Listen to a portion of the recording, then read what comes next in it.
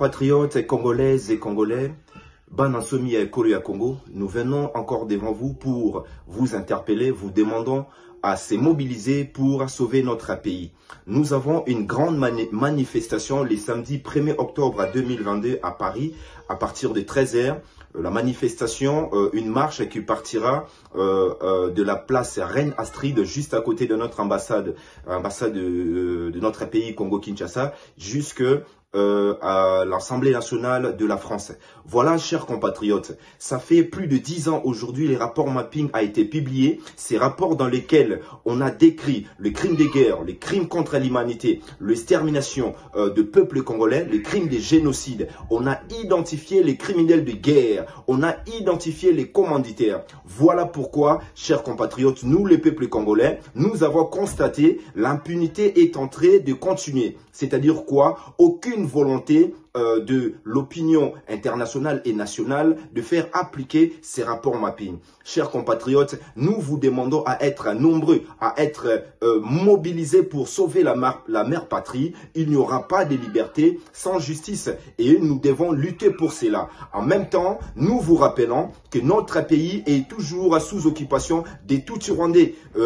La province de Nord et de Sud Kivu est entre les mains des Tutsi-Rwandais. La ville de Bunagana est entre les mains des génocidaires M23 Tutsi-Rwandais. Chers compatriotes, si nous voulons sauver notre mère patrie, nous devons nous mobiliser, nous devons être unis, nous mobiliser comme un seul homme, poser les actions comme un peuple souverain afin que la tragédie puisse s'arrêter. Et vous le savez, maintenant, il y a le mode opératoire qui vise à créer, c'est ce qu'on appelle l'implosion dans notre pays, c'est-à-dire le projet machiavélique, le complot international pour la balkanisation de notre pays. Voilà pourquoi vous êtes en train de voir le foyer des troubles entre guillemets, soi-disant, entre ethnies congolais, les Téké et les Yaka.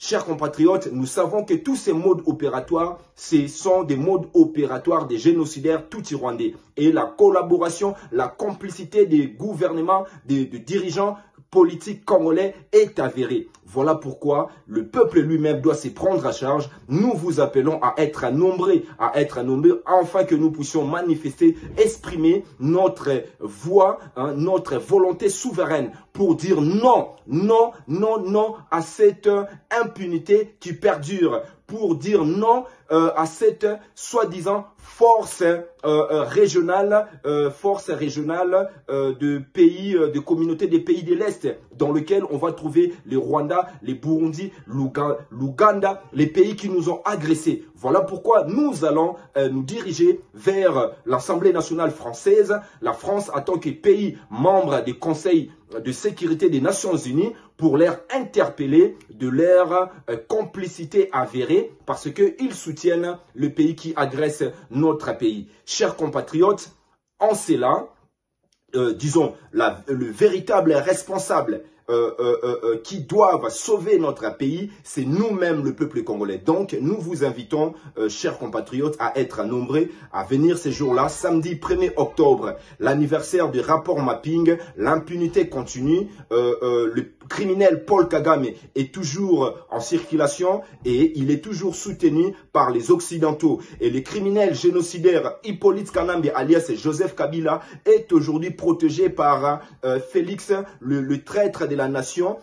C'est Félix Tshilombo qui a permis à ce que l'occupation tutsi-rwandaise puisse s'accélérer afin qu'il puisse aboutir à leur projet machiavélique de la balkanisation par le biais de l'implosion. Banamboka ya Congo, tokuta na biso nyonso samedi 1er octobre, tozala ebele pona to dénoncer occupation o ezali na kati ya mboka na biso. Bunagana, ça fait plus de 3 mois, ezali na maboko ya ba Tutsi-Rwandais oyo bazali ko se camoufler na kombo ya ba M23, boza komona communauté des pays de l'Est oyo ezali dirigé na ba Tutsi, balobi baza kotinda force régionale na bango pona soi-disant baya ko protéger biso, mais ekozala pona baya ko accomplir projet na bango ya balkanisation. Et en même temps, bandeko, to telema, to bunda pona justice ya peuple congolais, pona dignité na biso par rapport ya makambu ya rapport mapping. Les criminels doivent être jugés par la force de la souveraineté, de l'expression souveraine du peuple congolais. En tout cas, Bandeko, rendez-vous Topé Sibino le 1er octobre, Tokuta Nabiso Nyonso, na Paris, na 13h, place Reine Astrid, Tokotambola, jusqu'à l'Assemblée nationale. Ingeta, Ibobo. Na zongeli bino de loyo, on a kosolola encore une fois na bino, vu que la situation ya Congo dans notre bara, les accords se dégrader tous les jours. Et donc, le les accords se dégradé, Bishop a été mis ça devoir, il y a qu'à informer, il y a qu'à moraliser, il y a qu'à sensibiliser, puis qu'à conscientiser Bane ya Congo, et Sengeli Tango Inso, tout y a qu'à consommer bino, pour tout faire bino miso, tout faire bino bongo, na bola kisaka bino, et suko yo wapi, makambo ekotambola malamu te pe eloko nini esengeli tosala biso bana ya Congo po makambo zonga bongo na nzela oyo elongo bani pamba te ndenge tolobaka mikolo inso Congo ya lokola association na association biso banso tozali bamembre, nous avons chacun un mot à dire, mais pour la organisation pour bon fonctionnement de l'association, tout y a en place un comité chargé, n'est-ce pas, il y a qu'à diriger l'association, voter président Nabiso, vice-président s'il le faut, trésorier, peu à la poste, il y a comment ébélé boy. Comment est-ce enfin, pays est tambolaka, car l'association. Nous sommes tous des membres cofondateur. Donc, monte que yo korbelo côté kanga monoko pour ngai moto la ko gérer ngai ne fola loba. D'ailleurs, ce qu'on moto a ko gérer mboka, a ko gérer association, a ko tambola mala monter, eh ben ba membre baza bongo na la droit ya koloba to refaire des élections parce que moto a ko tambola ko ya biso banso a ko tambola yango mala monter. Le long a lingi encore une fois, tata Bandeko, tout sur la likambo ya Chilombo. Chilombo, to qualifié après études et observations, to qualifié cette fois-ci d'irrespectueux. Irrespectueux, Eli Kolobanini. Eli Koloba qui manque du respect ou qui blesse le respect. Voilà. Tokolobela manque de respect ya Chilombo vis-à-vis d'abord il y a un texte ya mboka, un texte constitutionnel, vis-à-vis ya peuple naïe. Tu ne poses le respect à ta moquette parce que yebi pour la assumer ma fonction, il y a Moutouya, le chef de l'État, et c'est la préparation moko en amont. Préparation en nini, morale, physique, spirituelle, psychologique, et c'est la pambate. Là, vous avez un exemple moko. La Zaka Kotanga la Matadi, le collège Saint-Alphonse, Institut Tetembo, à un moment donné, Institut Tetembo. Tu as le professeur Moroboye, frère Jeff, après sa géographie dans l'histoire. Mais papa, wana, ala takaka chemise moko, na pantalon moko, na sandal. Tous les jours. Mon sous collègue moko, tu as le bilan, tata ou pas Alexis Bilambo, ala takaka yango, ala bilambo moussoute, mbalo na bébé c'est yango. Comme ça, soko akene ndako na ye aya sura bilamba wana lobité fi wana kamati encre ya stylo à bille a soufflé la tige wana a déposé parce que le professeur Maki Mokolo eh ben il passait tout son temps pendant qu'il nous enseignait assis azaka ko télématé azo tant c'est bloqué à vendre parce que là je pousse déjà à l'époque je crois qu'il avait déjà dépassé la soixantaine si ma mémoire ne me trahit pas. Donc, il voilà sur un stylo a déposé la kitty de façon que soit le professeur Yagovanda et même sa pantalon naïe. Et comme le professeur naïe, par contre, à ça attention à faire la kitty, eh bien, pantalon baby, Mais le corps a tellement qui pété. Avec un tellement temps au cours ici, je pense constater que pantalon est baby. Moi, tout le basalité. Et le même jour où on a passé à cours, on a sali sur interrogation. Tant interrogation est ici, à où tu as la classe, mon sous-sous. On a fait une interrogation à Bana, à Benginga, parce qu'on a qui chef de classe, à Bilangaï, Kende Kotika, ba note Oyo. L'appartement nangai eh ben bato ba mata di collège Alphonse en face ba sang ba ko vanda wana eh ben na kei kotika ba papier avec la personne domestique na kei mes chers amis na kuti na singa batandi environ je dis bien environ parce que je n'ai pas compté avec exactitude environ 10 pantalons le même pantalon professeur Alati à quelle école, la même chemise, environ 10. Natuni, moto asala kanaye, asala kapona ko, teteni ndako naye. Mais tata oyo, ata kabilama nenge moko, alobisa nenge naye. Ata kabilama nenge moko, paya ko tangisa bino. Le seul force de Kabilamba, ezali ceux qui accueilli ba rencontre bango ba sango to ba c'est un belge to bango ba belge to ba fête moko boye wana ataka costume ataka cravate accueilli mais soka yeko tangisa alataka kaka elamba wana eh ben morale histoire les anini parce que lorsqu'on veut kozala liboso na bato komi lakisa te c'est peut-être un cadre privé nayo au sala au sala. Bon, par exemple, le président français, parce que on observe pas mingi. Basal quoi na costume kaka moko balataka, même couleur. Nous sommes là pour la nini, c'est pour ne pas effrayer bateau yosako administré, bateau yosako ko diriger bango, ko effrayer bango na ba changement qu'il était. Malheureusement, tel n'est pas le cas pour la moto to benga à Chilombo. Chilombo a un respect, le peuple l'a été. Tout ce que son peuple le reproche, il le reproduit au centuple. Un peu comme pour dire, beaucoup kendanangai wapi, beaucoup salangai eloko nini.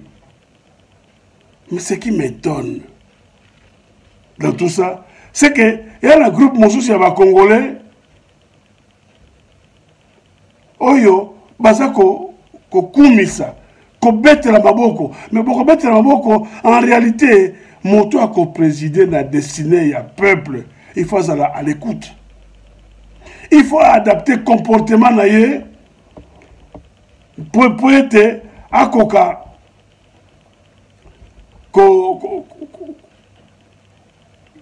Tambola pour asa la peuple wana plaisir, c'est-à-dire que asa le niveau ya peuple wana même si tu dis que asa niveau na biso teme apparemment asa le niveau na biso. Mais Félix, il s'en fout des Congolais. Tout ce qu'on lui reproche, c'est exactement ce qu'il reproduit. Alors, motomoti ndo boba na Congo tokokenda na ye wapi.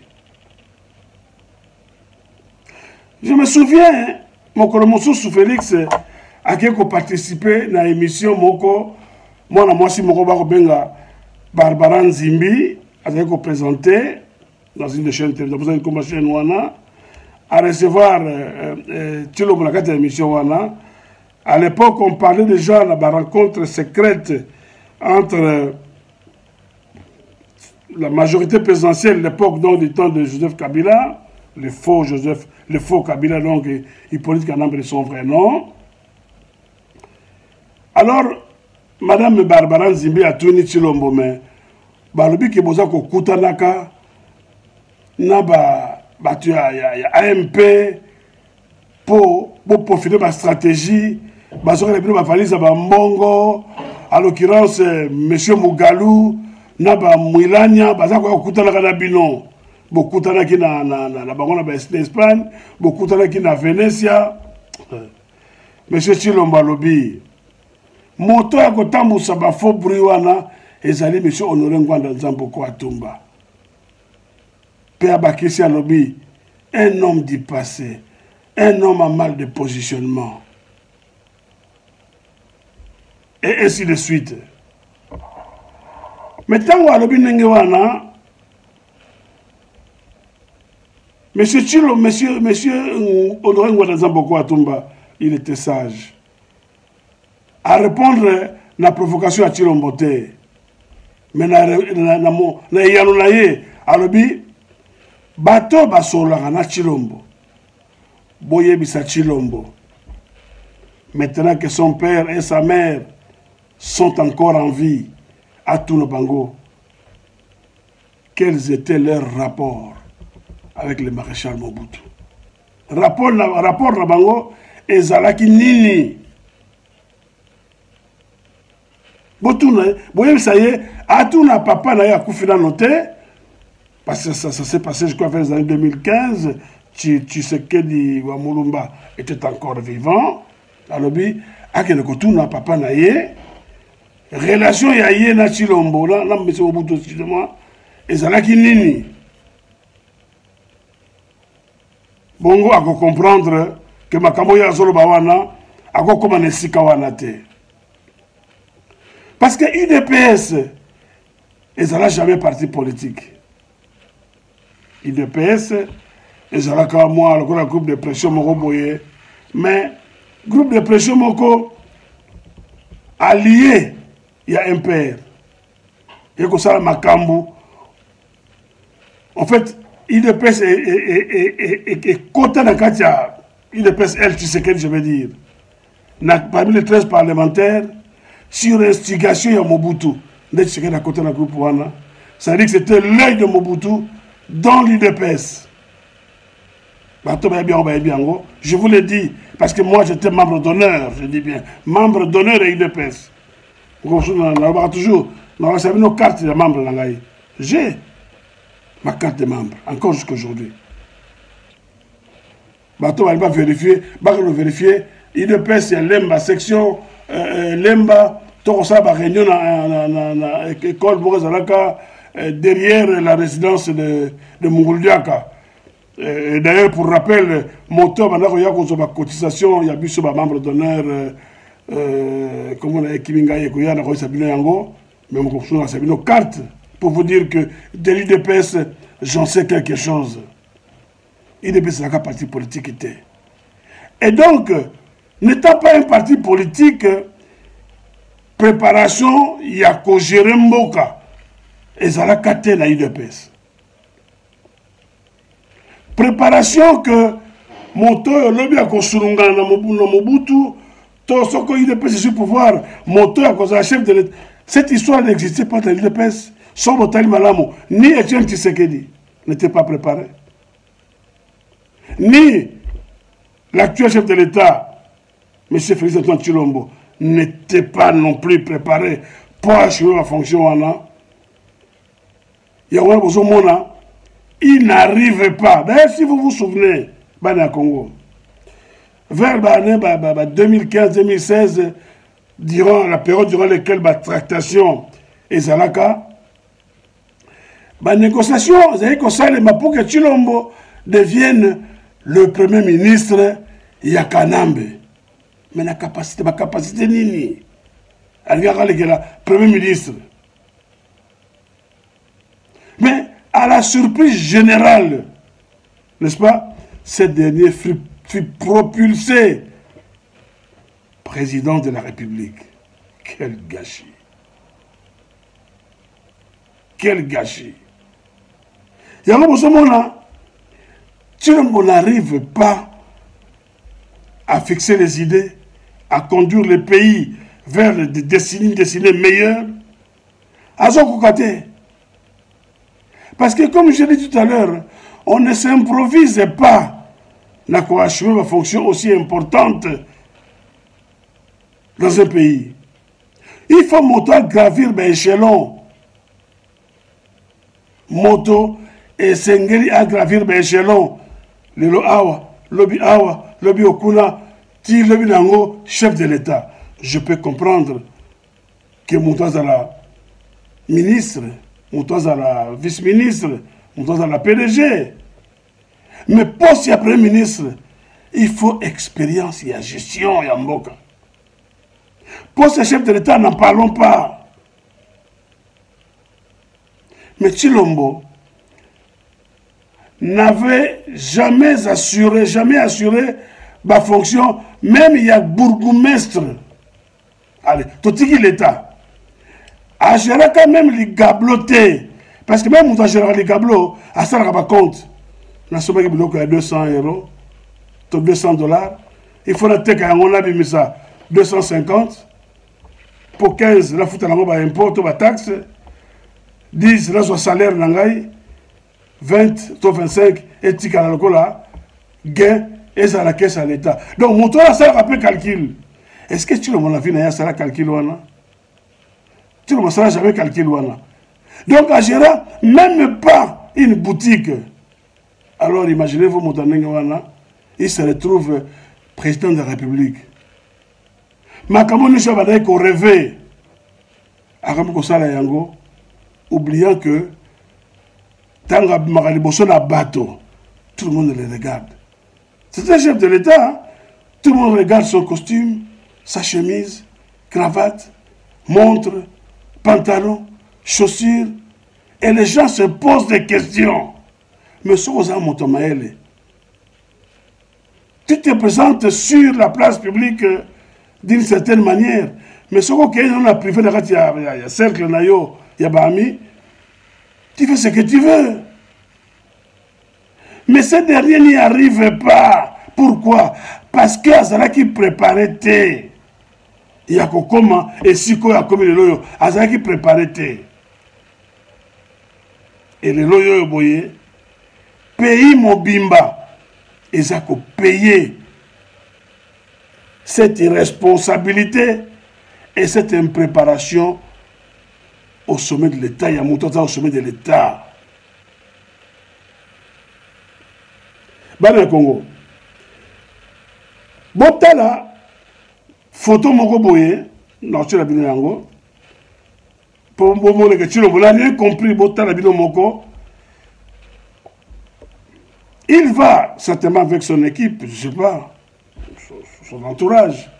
Baké comme la Masanga, ils sont dans un débit de boissons. Et pour payer l'addition, ou pour l'addition de Bango, c'est lui le chef de l'État qui va au guichet pour demander Tomeli ba bière boni, ba champagne boni, ba whisky boni, et ça lui combien? Bon, ba ça tout champagne moko, lui le chef de l'État. Mais il n'a pas compris quel est son rôle. À comprendre ce qu'il a été dans le Congo. Moi, ça me fait mal au cœur.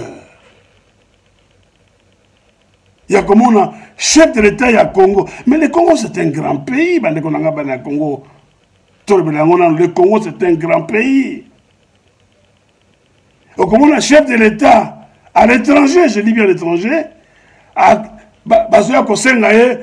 mbongo ya ba chambre à hôtel parce que futamité balandiye baza kosenga ye mbongo bake comme la masanga. Est-ce que le chef de l'État doit nécessairement comme la masanga dans un bistrot où tout le monde rentre peut accueillir dans guichet kotuna tomeli boni po yabi mzambongo na poche na ye a futa? Mais quel gâchis! Tshilombo, est-ce que Ayebi vraiment ma fonction y a ça quoi assumer ma recommandation est en nini? On doit Ayebite. Ayebite. Bana Congo. Bota la photo. Bota la photo.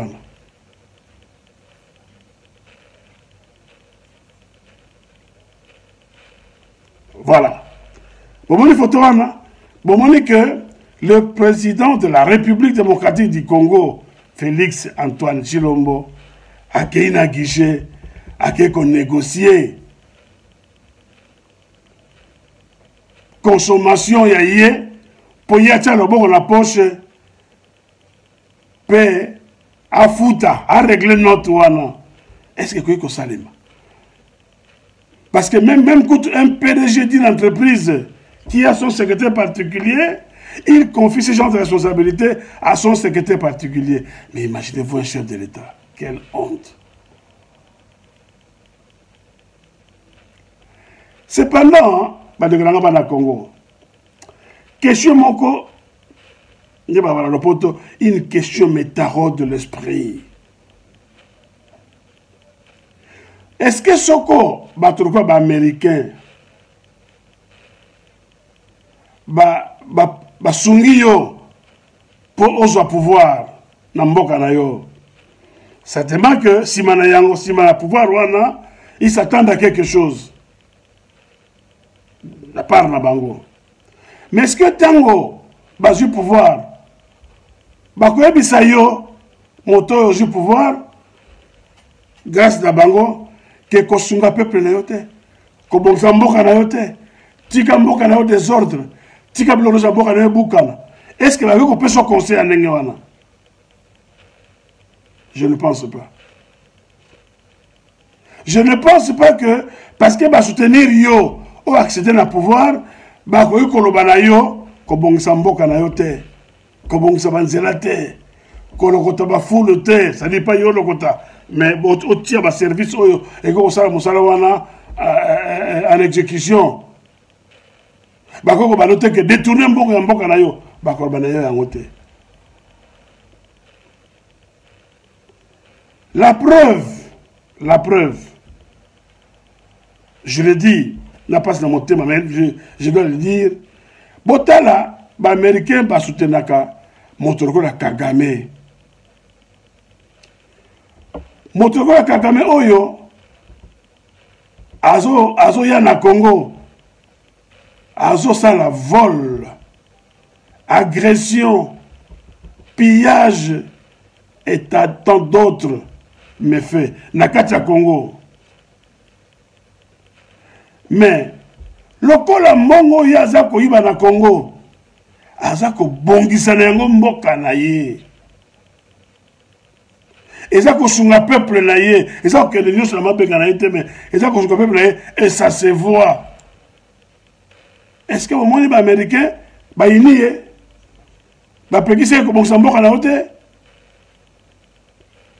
Mais pourquoi Chilombo ne peut pas, ne serait-ce que malgré qu'il y a des conflits avec le Rwanda, mais un peu suivre l'exemple en disant ngai pe na bon samboka na nga moto yokutu azo yibe pa na ngai azo bon samboka na ye. Pourquoi je ne peux pas arranger mon pays?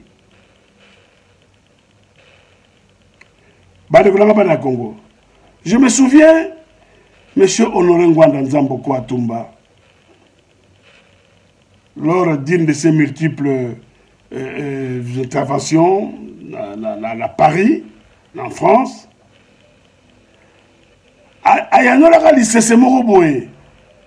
Et le chessement na lobaka lobi mwana ya moyibi et le koya uti koyiba libanda pe aza kozonga na ndako ya tata na ye akomi liboso ya ndako ya tata na ye akuti moyibi mosusu aza koyiba tata na ye soko akangi moyibi wana est-ce que tata na ye akoboya ye?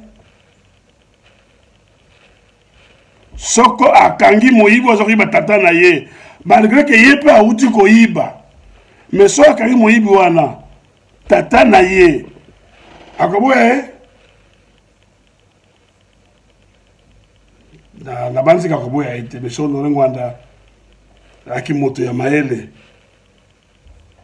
pe atunaka moto na lobi moto yango nani asukaka wana yango na pesi bino illustration ya koloba que Monsieur Lokola Paul Kagame aza kokenda koya koyiba na Congo kosala extorsion kosala pillage en matière première mais butin ya vente biloko ya koyiba na Congo aza kobongisa nango mboka na ye Américain va soutenir la est-ce que Balbina est que Koboksa Mboka na hote? Bongo Motoko à Chilombo. Comment Koboksa Mboka na été? Yé Moutanina ba tout nyonso. Parce que Congo est un pays riche. Pourquoi Koboksa Mboka na été? Parce que Aïbidega Kobandelate. Aïpesika Kobandelate. Parce qu'il n'a pas été préparé. Parce qu'il n'a pas de capacité pour organiser. Nalobi, il y a quelqu'un qui critique la Côte d'Ivoire, qui est na Congo, niveau d'enseignement est assez. Est-ce que Boyoki a organisé même états généraux et enseignement? Est-ce que Boyoki a organisé, toi mettre la structure en place pour réorganiser le système d'enseignement na Congo? Et là, comment côté? Bana Congo. Botala, jusqu'aujourd'hui, Asali, Moula mine la pouvoir. Mais Botala, lelo yoto koloba waboye. Et là, konini. Ils ont le Canada Congo. Par rapport à Babengi enseignement. Pourquoi? Parce que formation en amont, ils ont fait défaut. Personne. L'entourage a tué le conseiller naïe, to yé moko, to premier ministre naïe, to ba ministre naïe, il y a éducation consort, bah ça qu'on songeait. Na consort, c'est que bah état généraux comme je l'ai dit tout à l'heure, il y a éducation, il y a enseignement, pour bataille, et là on dit bah bon ça. Eh bien, est-ce que l'homme te peut espérer que bah non y a biso, bah dans le Congo? Parce que nous avons fait un choix, c'était écrit dans la Constitution, que la langue des études, c'est le français. La langue de travail, c'est le français. Ça veut dire que le français ne peut pas être mais nous avons décidé et nous avons couché ça sous forme d'écrit. Nous avons une Constitution. Langue à études et à l'île français. Langue à Moussala et à l'île français. Batata, maman bandeko. Tolanda. Maman aza kotang sa bana classe botala niveau aza kotang sa bana bongo toya kozonga tolanda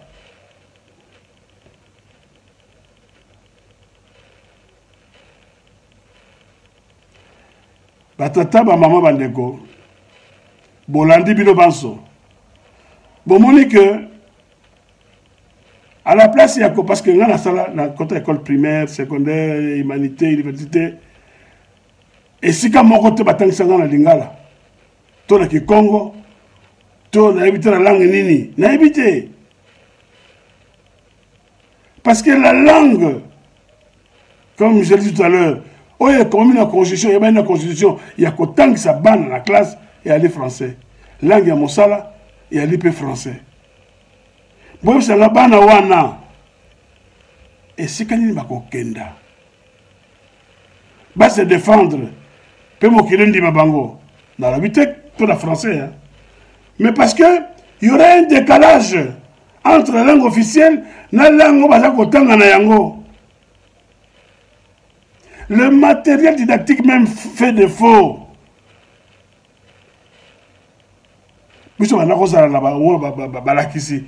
Tala ba compas, tala ba lat, ba règle, ya binene, ba rapporteur, ba équerre, en bois, le maître ou ba maîtresse, ba zaroza un matériel didactique pour la kotangi sabiso. Bon tala maman wana a fabriqué moi eloko moko moke boye a bengi yango carré. Je me demande même ce que ça appelle la forme à carré, je ne sais pas. Mais tout ça pourquoi, monsieur Chilombo, comme je dit tout à l'heure, Bana Congo? Parce que il y a eu de l'impréparation de la part de ces messieurs déjà qu'on devait élever au rang de Premier ministre qui n'avaient pas de capacité et à un moment donné la décision du politique Kanamba sur Kabila avec son entourage a pris de l'ascenseur, m'a propulsé comme chef de l'État. Tout à l'heure là, ces bébés dictateurs battent sur le moteur en Mboka. Quel gâchis! Qu'est-ce qui lui manque pour attendre Samboka. Qu'est-ce qui lui manque pour mettre un terme na pillage, na gabégie, na détournement et consort? Et nous avons une capacité. Parce que lui-même est en plein dedans.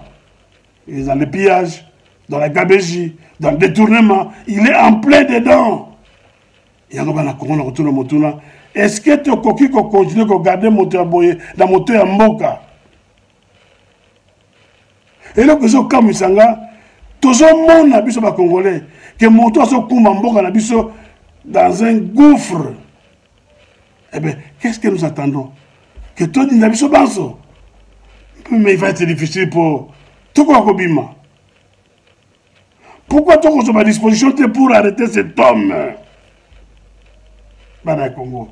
Pour la nuit, tu as à disposition pour arrêter l'élan. Il y a moto to bengi Chilombo. Ou à ça, Koumambo Kanabiso dans un gouffre, dans le boulot ya monene. Bandeko nangai bana Congo. Totelema. Et l'autre qu'on a sakabina dans le lobby. Et l'autre qu'on peut mettre un terme dans Makamboyo. Et Alika Kamoko. Moko, soulèvement populaire. Et là, on se soutient. Avilir.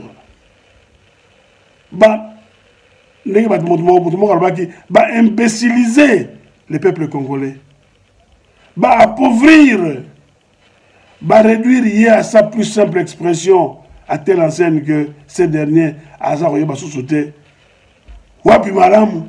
Wapi Mabé, le Bana Congo. Ressaisissons-nous.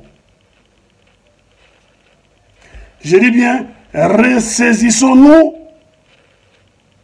N'est-ce pas passer, tout couper l'herbe sous les pieds de ces messieurs qui ne vaut rien. Soit d'habitude, ces messieurs, je fais allusion à Antoine, Félix Antoine Chilombo, alias Tshisekedi, il ne vaut rien du tout.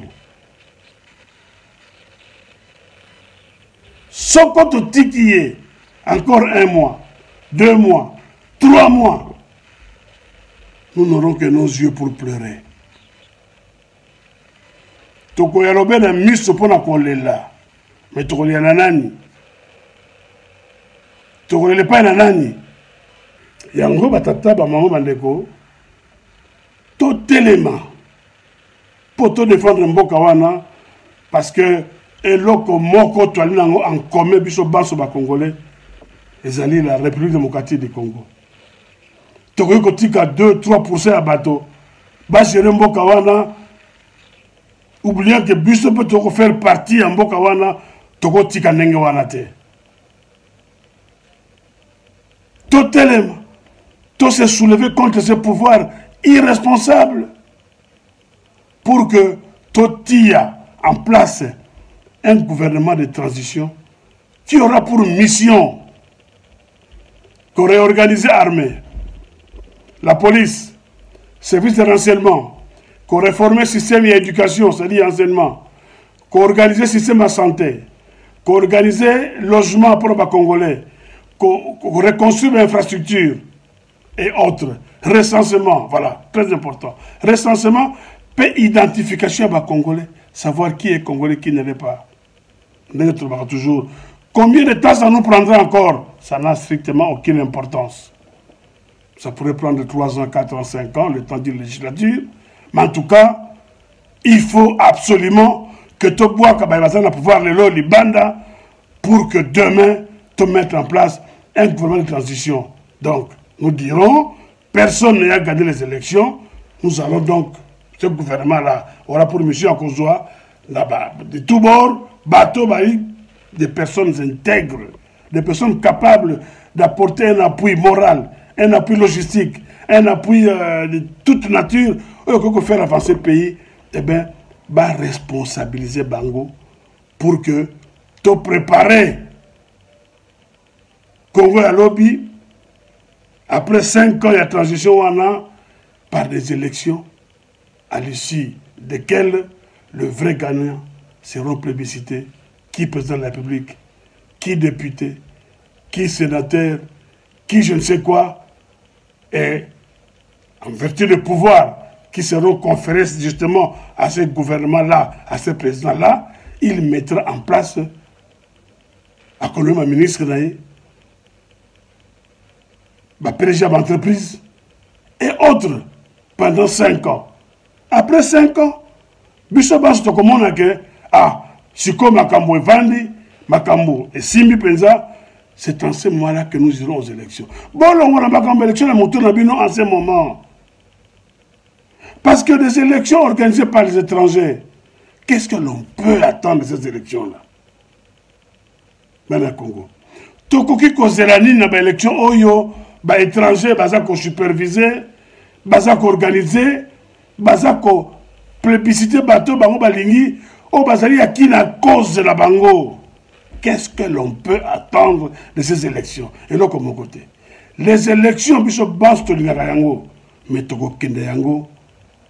Tant que toko mona que ba structure evandi, makambo tolingaki esalema, esalemi, ba préalable nyonso to atteindre yango, eh bien, c'est en ce moment-là que les élections seront organisées. Mais na mokonalelo, qu'on ne vous trompe pas. La preuve, M. Tshilombo n'a eu que 15%, et encore, si et seulement si, 15%, mais c'est lui qui gère le Congo. Bongo Mouto, c'est 62%. Bongo Mouto, c'est 17%. Mais ce n'est pas possible. Et nous sommes là, Fatih Béton, Bada Congo. Mais tout ça, les amis, moi, même mon père, mon père, mon géniteur, un chef de l'État, yo moto totie yo wana au dirigeant l'association la biso. Parce que rien rappellera toujours que le pouvoir émane du peuple. Biso notre détenir le pouvoir, biso peuple. Un monsieur ne peut pas venir nous importuner. Nous sommes en train d'être importunés par Tshilombo. Et ça va aller comme ça. Jusqu'où et ça va durer jusque quand? Je crois que le temps est arrivé pour que tu mettes un terme dans Makamboyo. Yango batata ba mamba de Kobana Congo. Je dis bien stop dans Makamboyo. Et la seule façon, il y a qu'à faire, il y a qu'à imposer stop. Et zali soulèvement populaire. Totalement. Tobengana, na Tshilombo, na équipe naé. Et quand je dis Tobengana, je suis encore gentil. Parce que je ne veux pas utiliser les gros mots ici. Mais je dis Tobengana. Voilà. On a tout sur la poka na pesibilo rendez-vous na mbarasima. Ma inalobite na koroba yango mbara mususu pe na pesibilo matondo mingi. Ingeta.